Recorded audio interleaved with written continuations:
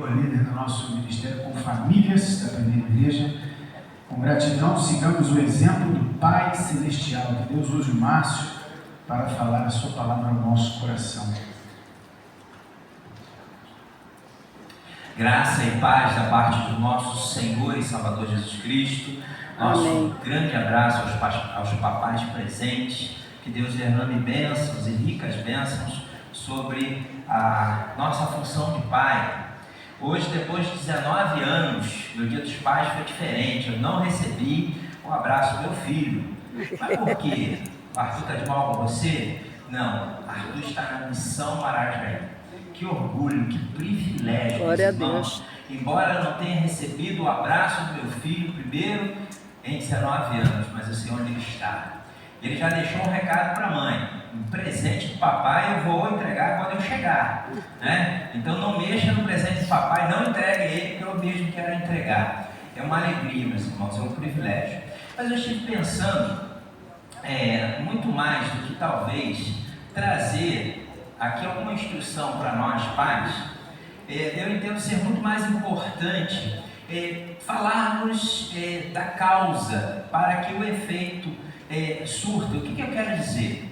Ao invés de ficar aqui falando sobre você como ser pai, eu quero falar do nosso Pai Celeste, nosso Pai maior, o nosso Deus, o nosso provedor, porque à medida que eu conheço a Deus, eu melhoro automaticamente com o meu próximo. Automaticamente eu sou um pai melhor, eu sou um esposo melhor, eu sou um crente melhor, eu sou um membro melhor.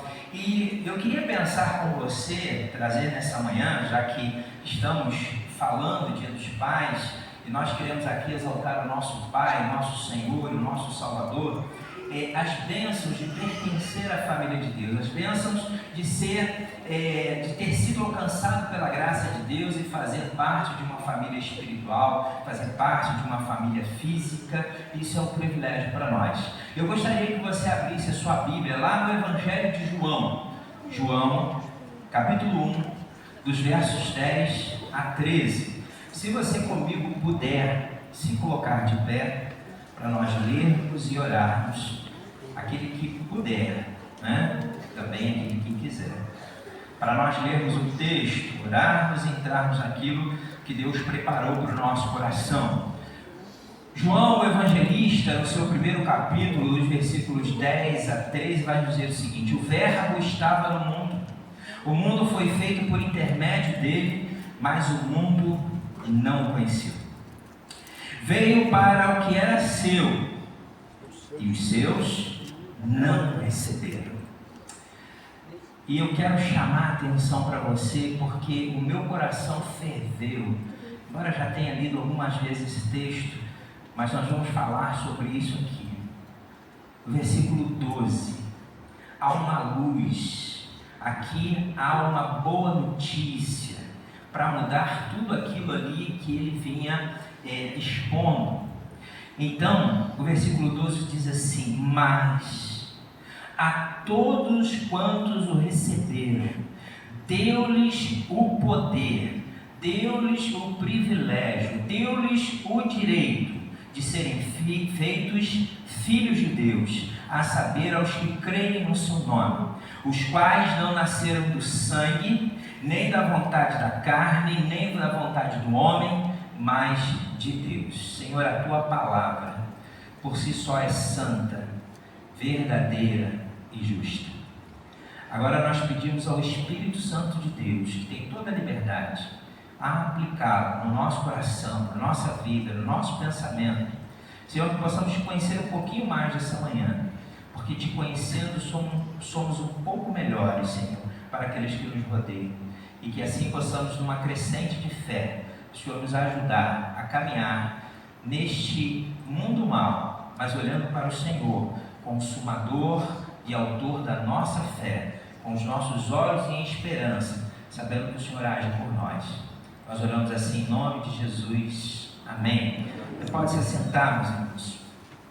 A maior dádiva, o maior presente que um pai, que um filho pode receber das mãos de Deus não está palpável nesse mundo, mas receber a Cristo e ter o privilégio de se tornar o Filho de Deus e desfrutar dessas bênçãos e receber e ser recebido como um membro da sua família, como eu disse, algo que não se palpa nesse mundo, é algo maravilhoso.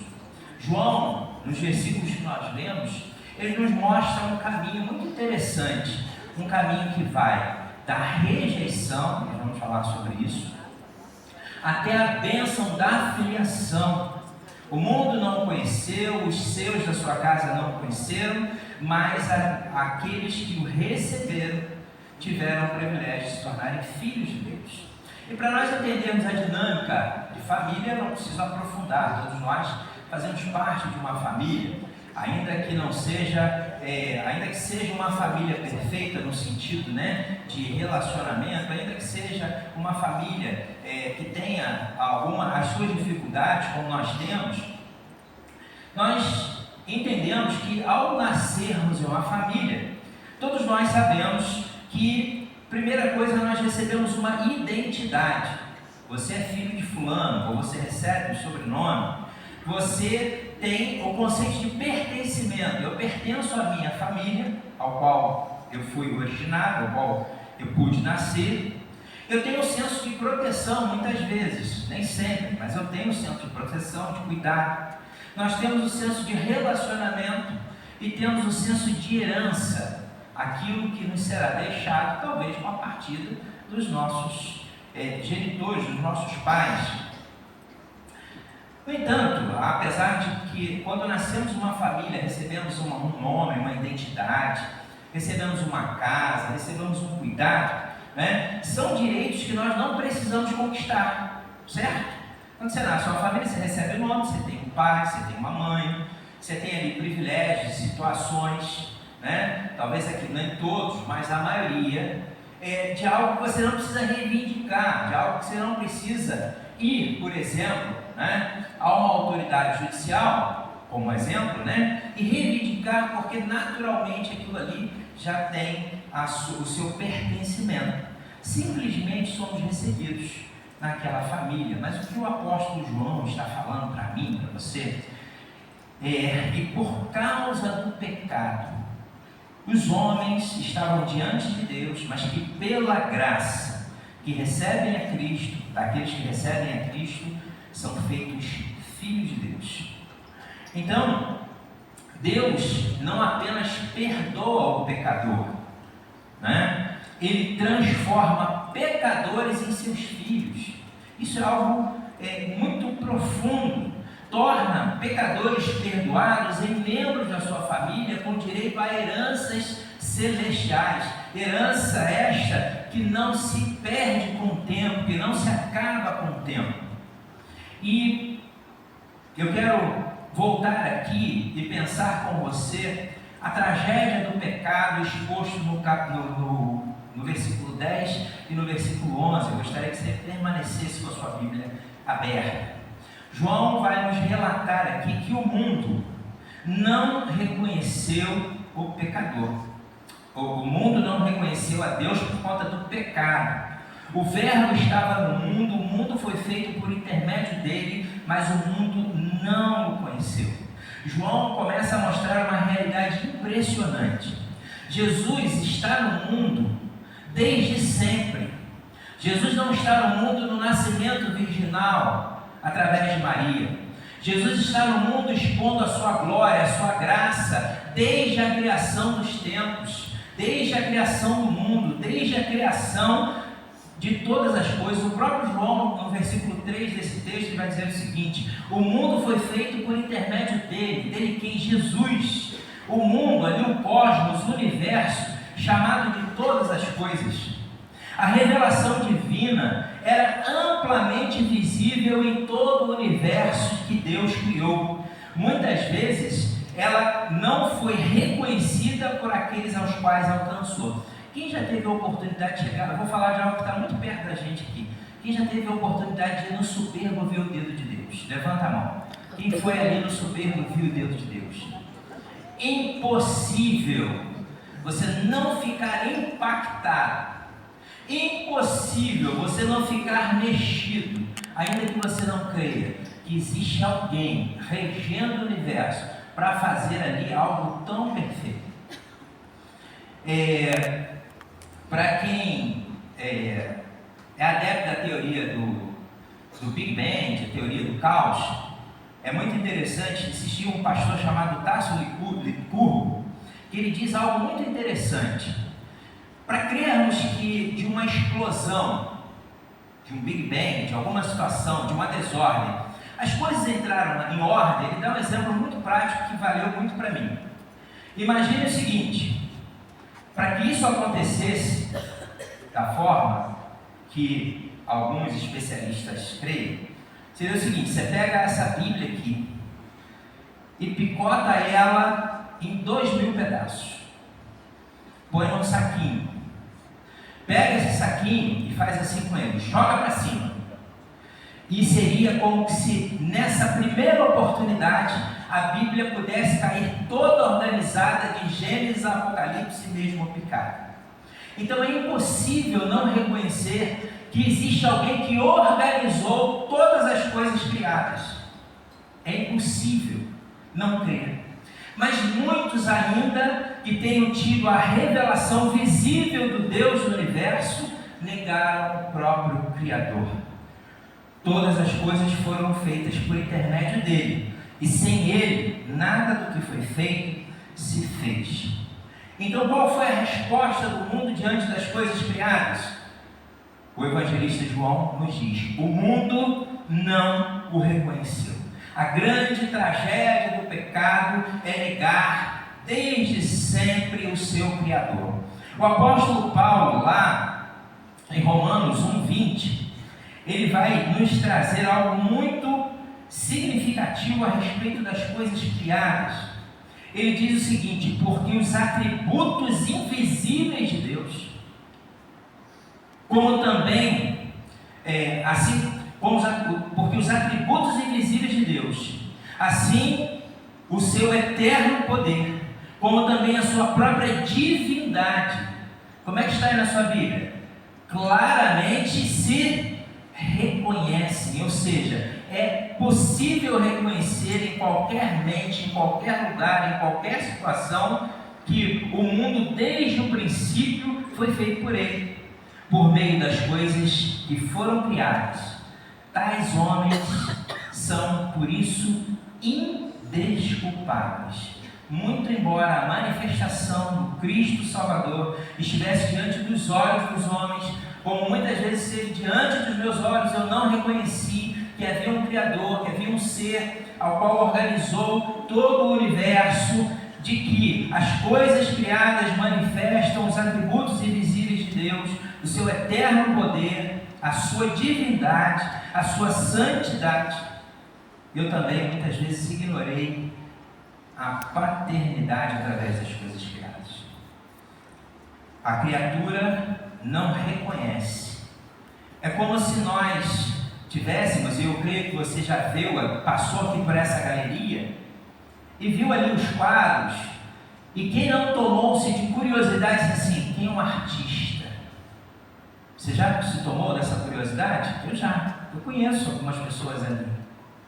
E é como se nós estivéssemos diante de todas as coisas criadas e sabendo que há uma mão poderosa, disséssemos assim: eu não conheço o autor. O problema não está em Cristo. O problema está, na maioria das vezes, na cegueira espiritual do homem. O pecado produz exatamente isso. O homem olha para Deus, mas não consegue enxergar a glória de Deus. Paulo, em 2 Coríntios 4:4, vai nos dizer sobre por que isso acontece. O Deus deste século cegou o entendimento dos incrédulos. E o apóstolo João coloca assim, em contraste e definição, a oferta divina diante da rejeição humana. Meus irmãos, existe uma diferença entre conhecer informações sobre Jesus e conhecer Jesus. Muitas vezes podemos até conhecer a sua história, ouvir falar dos seus milagres, ouvir falar dos seus ensinamentos aqui na escola bíblica, na pregação da palavra. Podemos ouvir sermões, mas mesmo assim não conhecer verdadeiramente o Senhor. E João vai trazendo aqui para nós, num momento, a semelhança das tragédias gregas que vão acontecendo. E ele diz o seguinte: olha, o homem de fato não recebeu a Deus. Mas aí vem algo muito específico, vem o povo de Israel. O povo de Israel tinha ali o dever de ser o grande exemplo de nação, o grande exemplo da atuação do Deus vivo. Lá no verso 11 ele diz assim: veio para o que era seu e os seus não receberam. A ideia aqui, ele veio para os que eram da sua casa. A ideia aqui é de proximidade, a ideia aqui é de pertencimento. Agora João aprofunda essa tragédia. Jesus não apenas veio ao mundo, a forma macro da sua aparição. Jesus veio para o que era seu, a forma micro de revelação diante do povo de Israel. Ele já se revelou ao mundo, agora ele se revela a Israel. Israel precisava cumprir, ele precisava ver cumprido ali as promessas feitas aos patriarcas. Jesus veio conforme a anunciação dos profetas da nação israelita. Veio como as Escrituras havia prometido. Jesus não veio de forma diferente de tudo aquilo que já estava previsto nas Escrituras, que o povo de Israel conhecia, que os sacerdotes conheciam, que todo o povo reconhecia, porém da mesma forma eles não o receberam. O Messias mais uma vez foi rejeitado. O rei tão esperado veio, mas não foi recebido. O Senhor foi mais uma vez desprezado. A luz que tanto Israel esperava, a luz que os homens esperavam, elas foram ignoradas e os homens amaram mais as trevas do que a luz. O que eu penso e quero trazer aqui, meus irmãos: religiosidade, tradição, conhecimento bíblico não são suficientes para que você tenha um relacionamento com Cristo. Pense nisso. Israel possuía as Escrituras, eles eram os detentores das Escrituras. Israel conhecia as profecias nos mínimos detalhes, aguardava, eles estavam aguardando. Jesus não veio como algo de surpresa, eles estavam aguardando o Messias, revelado diante dos olhos, mas eles não o receberam. E é possível estar perto das coisas de Deus, mesmo assim, diante de Deus. Talvez alguém pense, e nós falamos sempre isso lá em casa: filho de crente não é crentinho. Eu falo com meu filho: o fato de eu e sua mãe sermos cristãos, isso não te faz um cristão por herança, para receber aquilo de fato como herança. Meu pai serve a Deus, isso é uma bênção, minha família toda está na igreja. Porém, a fé não é transmitida de geração em geração, de alguém para outro alguém de forma automática. Diante desse aspecto, irmãos, que nós estamos olhando aqui, que nos mostra como uma grande tragédia diante do que foi apresentado, o versículo 12, ele vem como uma luz em meio a esse caos, a essa negação, em meio a uma rejeição. E eu quero que você acompanhe na sua Bíblia o que diz aí.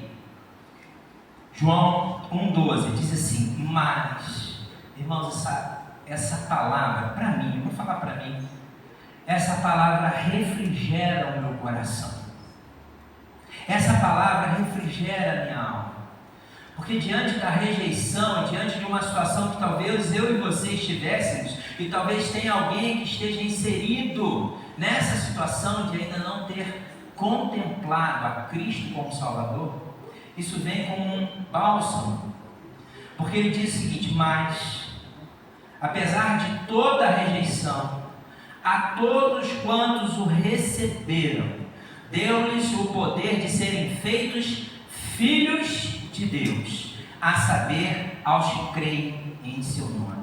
Irmãos, encontramos aqui uma grande virada, uma grande notícia. O versículo 11 termina com rejeição, mas o versículo 12 vem como uma luz em meio à escuridão, um alívio em meio à dor, como uma água num deserto sedento.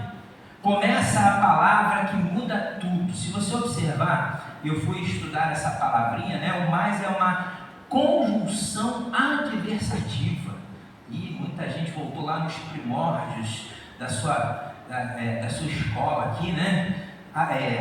Vou repetir, uma conjunção adversativa. O que significa isso, né? É uma palavra que liga duas partes, né, de uma mesma frase, de um mesmo momento, com a ideia de mostrar a oposição, contraste, quebra de expectativa. Porque quando nós estamos lendo João, nós temos uma expectativa até então negativa, uma expectativa de rejeição, mas ele entra com esta ideia de quebra de expectativa. Há uma virada de rumo no meio dessa história. Funciona, meus irmãos, como um ponto de mudança na narrativa joanina, indicando que, embora uma situação pareça definitivamente resolvida ou definida, ou impossível de mudança segundo a lógica, há algo que acontece com uma intensidade. Há a intervenção de Deus que muda o desfecho daquilo que estava sendo apresentado.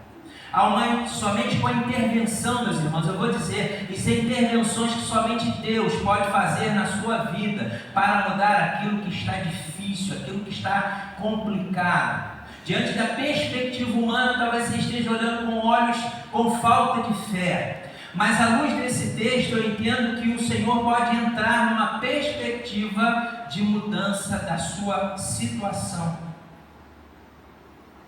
Uma virada de rumo.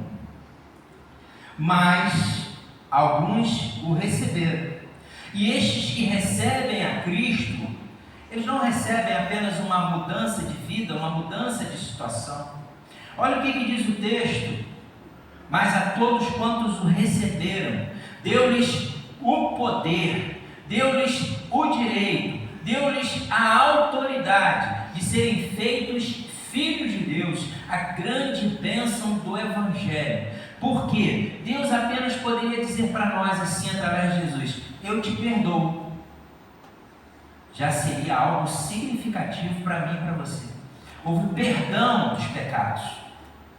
Mas Deus vai muito mais além. Ele diz o seguinte: eu recebo como filho, mediante a fé em Cristo Jesus. Além do perdão dos pecados, nós temos ali a nossa inclusão na família da fé, mediante a crença no Filho de Deus. Então, meus irmãos, o Evangelho não apenas remove a minha e a sua culpa, o Evangelho nos dá uma nova identidade, e essa identidade é uma identidade celestial. Antes nós éramos apenas criaturas pecadoras, rejeitávamos ao Criador. Agora nós somos chamados à família de Deus, na característica de filhos amados, transformados e aceitos dentro do contexto. Antes nós estávamos distantes, numa situação de perdição. Agora nós somos aproximados pelo amor de Deus, pertencentes à sua família. Estávamos sem esperança, mas agora temos uma filiação. Romanos 8,17 vai dizer assim: e se somos filhos, também somos herdeiros. Significa dizer que podemos chamar Deus de Pai. Romanos 8,15 também declara: recebeste o espírito de adoção, baseado no qual clamamos Abba, Pai. O estado de filhos de Deus nos dá o direito legítimo de compartilharmos a mesma glória com o Senhor. Olha que tremendo isso, meus irmãos. Quando nós somos feitos filhos de Deus, nós temos o direito de compartilhar, nós temos o direito de ter a mesma glória, participantes da mesma glória, promessas de comunhão eterna que pertencem a Cristo por excelência. Ser filho significa muito mais do que ter apenas acesso ao Pai. Ser filho é você poder orar e ser ouvido pelo Pai. Significa poder entrar na presença de Deus. Significa apresentar as nossas necessidades a Deus. Salmo 91 vai nos dizer assim, aquele que habita, vamos juntos lá, acorda aí, gente. Aquele que habita do esconderijo do Altíssimo, à sombra do Onipotente descansará. Aqui a ideia de habitar é de habitualidade, que você tem costume de estar diante de Deus, diante do Pai, na comunhão e na intimidade com Deus. Então, se apresentar diante de Deus nessa condição de poder dizer assim: Senhor, eu posso apresentar as minhas necessidades. Senhor, eu posso orar e entendo que como filho, e agora filho amado, entendo que a minha oração ela será ouvida. Mesmo quando não entendemos o caminho de Deus, continuamos pertencendo a Ele como filhos. Ser filho também, como nós já falamos, significa possuir uma herança.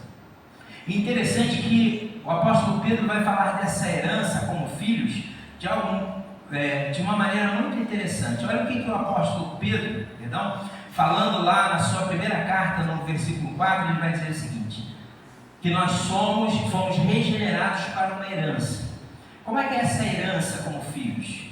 Essa herança é uma herança incorruptível. E para nós que vivemos num país chamado Brasil, entendemos muito bem o significado e o peso dessa palavra. Incorruptível. A nossa herança é uma herança incorruptível. A nossa herança, ela é sem mácula.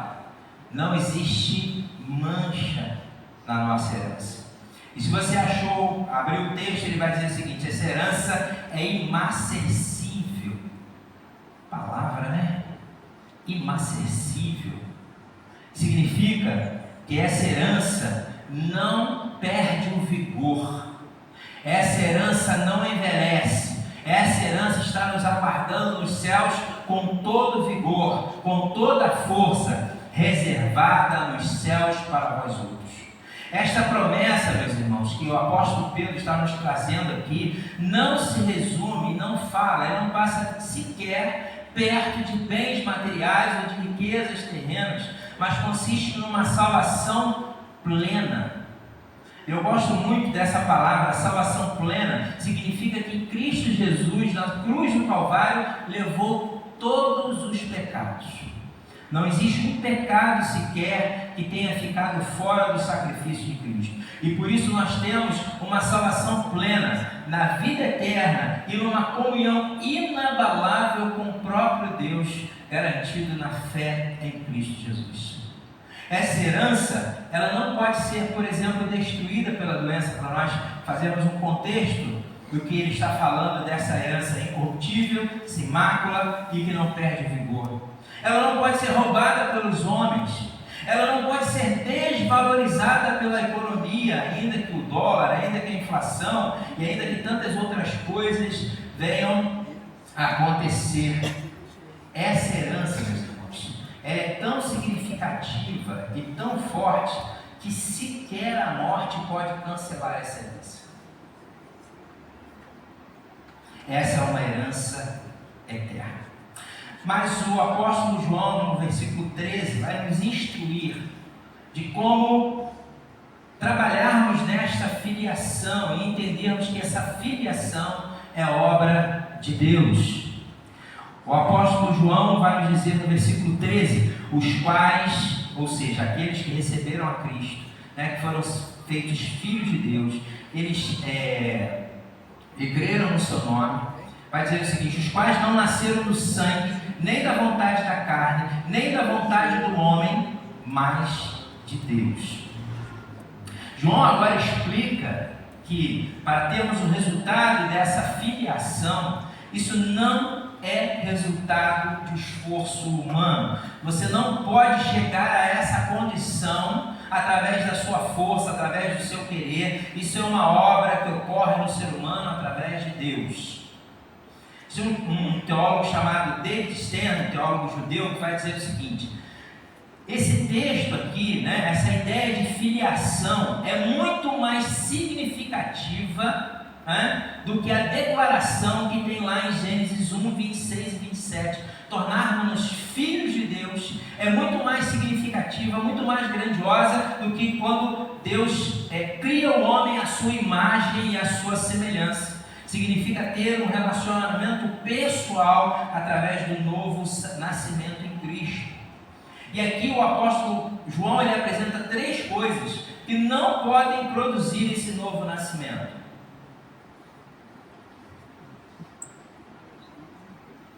Eles não nascem do sangue, ou não, os quais não nasceram do sangue. E eu vou fazer uma brincadeirinha. Você dá uma cutucada aí para a pessoa que está do seu lado e diz assim: salvação não pega carona. Fala aí para a pessoa que está do seu lado. A gente não tem um hábito de fazer isso. Salvação não pega carona. Vai mexer um pouquinho. Salvação não pega carona. Nós já falamos isso aqui. Não é o nascimento pelo sangue, ou pelos sangues. Significa que filiação espiritual não é hereditária. Não se recebe de pai para filho. Deus não tem netos, Deus não tem sobrinhos, Deus não tem conhecidos. Ou você é filho de Deus, ou você é inimigo de Deus através de Cristo Jesus.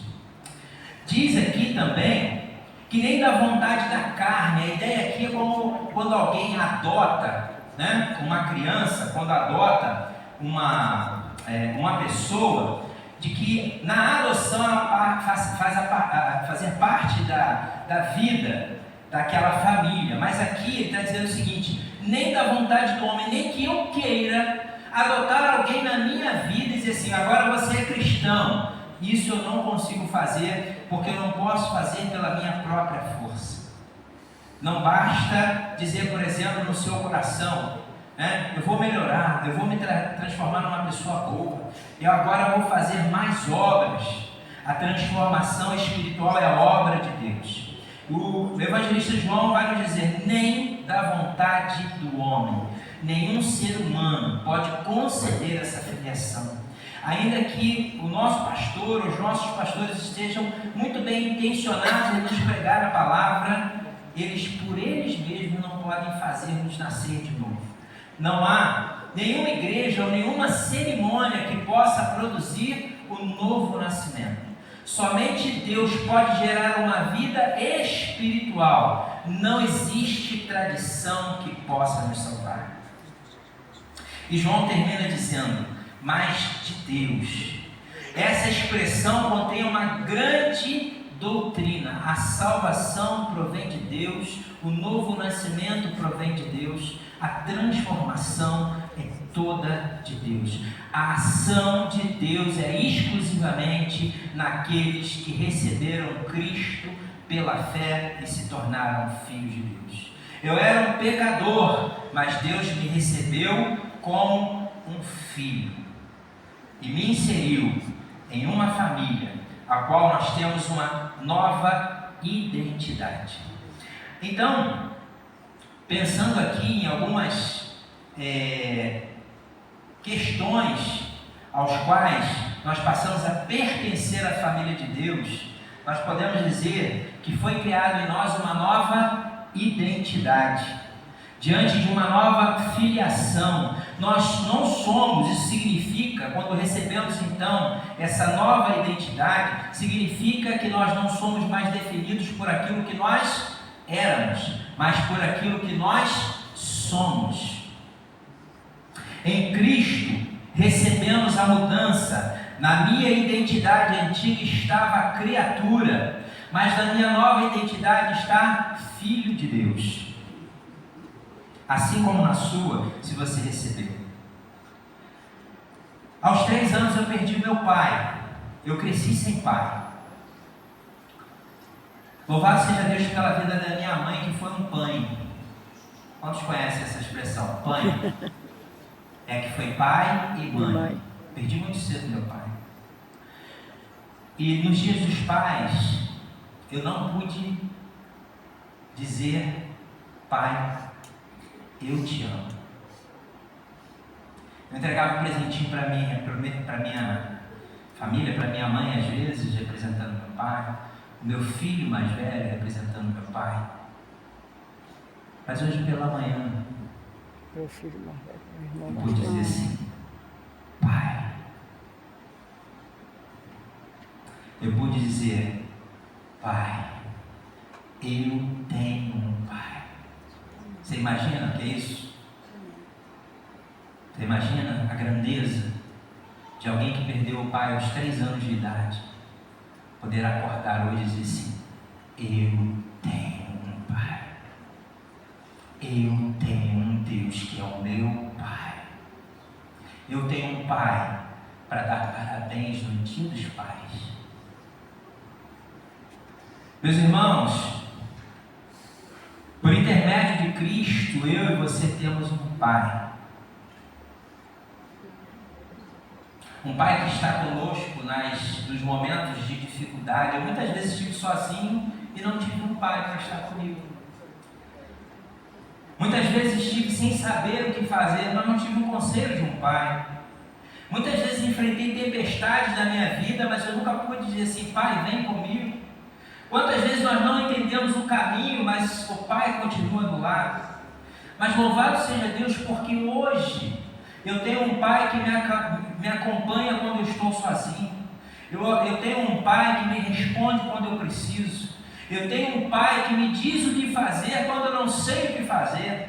Eu tenho um Pai que enfrenta comigo a tempestade e chega comigo na outra margem e me deixa lá em segurança.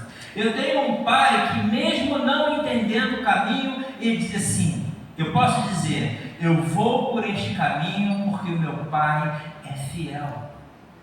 Uma outra característica que nós apanhamos de quando somos inseridos na família de Deus, passamos a pertencer a uma família ao qual ela é palpável. A igreja, meus irmãos, não é um lugar onde nós nos reunimos. A igreja é uma grande família espiritual. E eu quero falar um testemunho aqui. Desde o primeiro dia que eu entrei nesta igreja, eu sou abençoado pelos irmãos desta igreja de maneira N. Eu pensava que eu não amaria mais uma igreja, jamais na minha vida. Mas é impossível não amar uma igreja que ama Jesus. Lembra que eu falei da causa, do efeito? Essa igreja, ela vai na causa, e os efeitos são que eu sou abençoado de uma maneira, meus irmãos, que você não tem ideia. Irmãos que oram por mim, irmãos que me abençoam materialmente, irmãos que me abraçam. E tem muitos irmãos aqui que se tornaram meus pais. Você acredita nisso? Pessoas que me dão um abraço com carinho. O abraço que eu não tive do meu pai, eu encontro aqui em muitos irmãos aqui. E louvado seja Deus por isso. Pessoas que choram conosco, pessoas que se alegram conosco, pessoas que nos ajudam, pessoas que permitem ser ajudados por cada um de nós.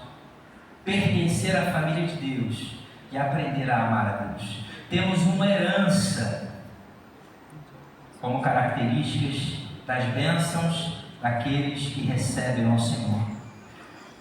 A nossa herança está no céu. A nossa herança está no fato de sermos herdeiros e co-herdeiros de Cristo. Você sabe o que significa essa palavrinha co-herdeiro? Você sabe? Ser co-herdeiro de Cristo é ser herdeiro com Cristo.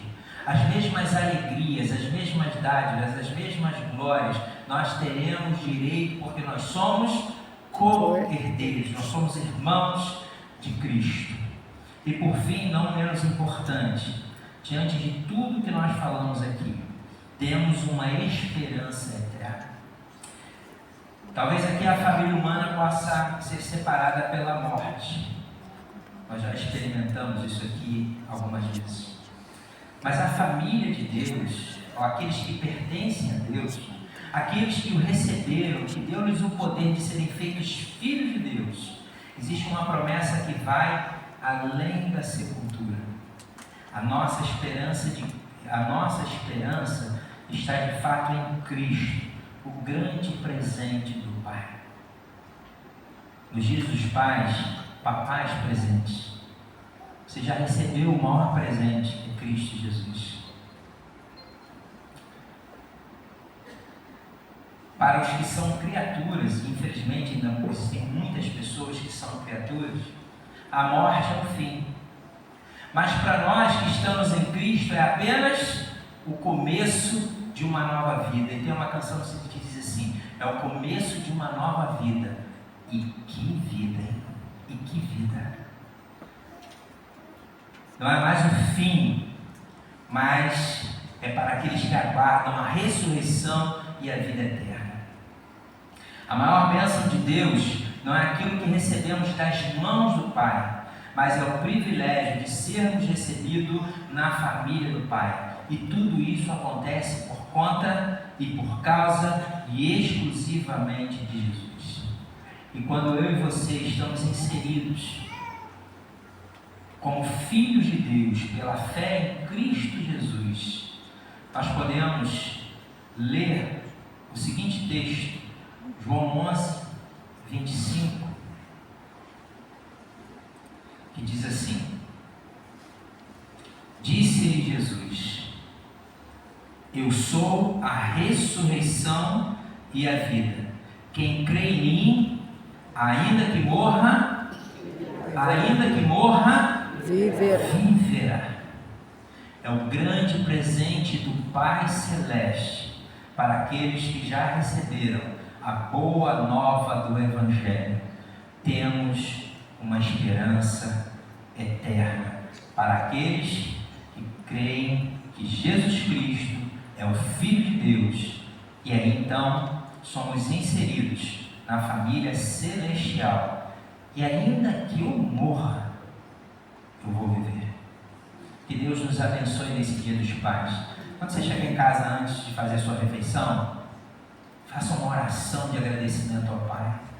Talvez aqui algumas pessoas estejam como eu, que não tenham mais pai, mas hoje você pode chegar, encher a boca e dizer assim: Pai, muito obrigado, porque o Senhor me recebeu na família celestial, o Senhor me recebeu na grandeza dos céus, não apenas me perdoou, não apenas me aceitou, mas me inseriu num novo contexto familiar e espiritual. Que Deus nos abençoe, que Deus nos guarde. Um feliz dia dos pais. Amém. Nessa hora nós vamos terminar cantando, mas eu queria orar nesse momento, não é? Todos nós temos um pai, tivemos um pai ou temos um pai, mas talvez muitos aqui não tenham a Deus como pai. Ele veio, Jesus, para o que era seu, os seus não receberam, mas quem recebe a Jesus, Deus faz com que essa pessoa se torne filho dele, filho de Deus. Eu não sei se Deus é seu pai, eu queria orar para que fosse. E o meu desejo, o nosso desejo é que Deus faça isso na sua vida, que Deus abra o seu coração, que Deus lhe dê fé para crer em Jesus, porque crendo em Cristo, recebendo a Cristo na sua vida, no seu coração, Deus vai lhe dar o direito, a autoridade de ser filho de Deus. Eu queria orar por isso. Você pode ficar de pé? Se você puder, eu convido você que está participando conosco, queremos orar pela sua vida. Talvez você esteja do lado do seu pai, mas a nossa pergunta e a nossa oração é: será que Deus é o seu pai? Vamos orar. Pai, obrigado por essa mensagem que nos foi trazida nessa manhã. Foi para isso que Jesus, teu bendito Filho, veio a esse mundo, para que aqueles que estavam andando desgarrados, perdidos, cada um seguindo o seu próprio caminho, pudessem receber a verdade, pudessem crer em Cristo, em Jesus, a fim de que o Senhor possa receber essas pessoas em sua bendita família e todos sermos filhos de Deus. Que o Senhor faça isso na vida de muitos, se não de todos que estão aqui e sendo alcançados por essa transmissão. Esse é o nosso desejo. Queremos pedir que o Senhor nos faça filhos do Senhor. Obrigado pela tua palavra, que traz esperança, traz transformação à vida de todos aqueles que a ouvem e que recebem fé para crer nela. Faça isso na nossa vida. Essa é a nossa oração em nome de Jesus. Amém. Amém. Vamos terminar cantando.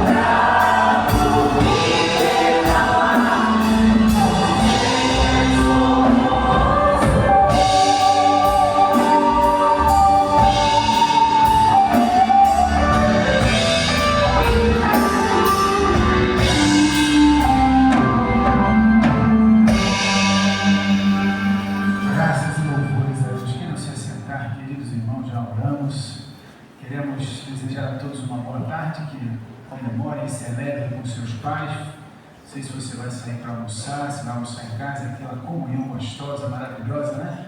Que Deus abençoe. Retorne à noite, viu? Vocês já ouviram Mateus Luz pregar? Se não ouviram, vão ter a oportunidade e não se arrependerão, viu? Mateus Luz vai pregar hoje. um jovem, e tenho certeza que vai ser uma bênção na vida da igreja, tá bom? Você está nos visitando? Pode só fazer um sinalzinho só para a gente reconhecer. Você tem alguém nos visitando aí? Olha quanta gente aí. Deus abençoe, sejam bem-vindos, tá? Se você puder preencher o papelzinho aí, queremos conhecer você melhor. Se você quiser nos conhecer, preencha o papelzinho, vamos entrar em contato, tá bom? Desejamos a todos uma boa tarde, uma oração silenciosa, nós somos instrumentos, terminamos esse momento.